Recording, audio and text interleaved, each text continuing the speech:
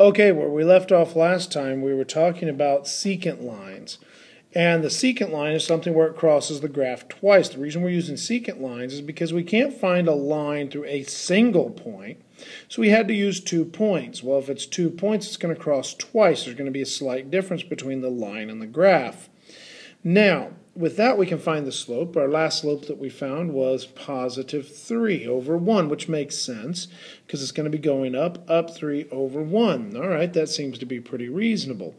We also call this the average rate of change. Now, average rate of change, well, an average is you add stuff up and divide by how many there were. In this case, we went from 1 to 4, but it only took us 1x to get there.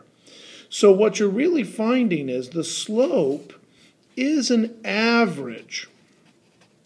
And that average is between any two given points. Now, if I wanted to be super awesome about the average near 2, maybe instead of choosing 1 and 2, maybe I chose 1.5 comma something.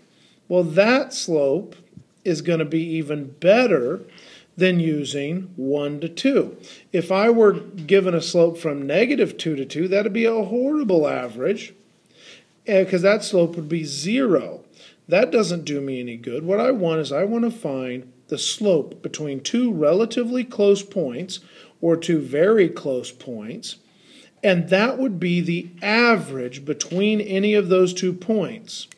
And it's the rate of change. It's the amount of difference made over a given interval.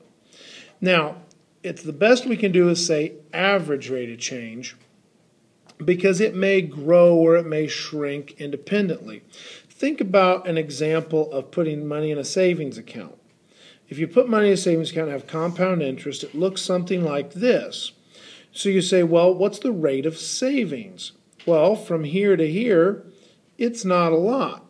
But from here to here, if I were to find the slope between those 2 points, you would find pretty good slope rate.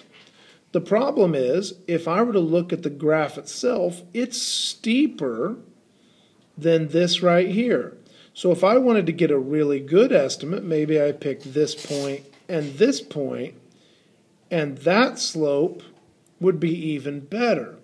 So if I wanted to find the average amount that I'm getting on my savings, I'm going to use 2 points because that's the best I can do with algebra. And the closer I can get those 2 points to use, the better my estimate's going to be.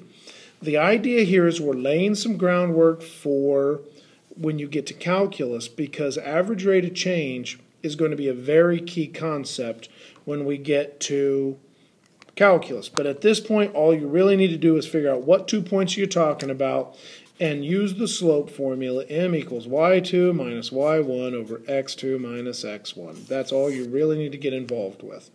All right. Make sure you do the quizzes and if there's any additional homework.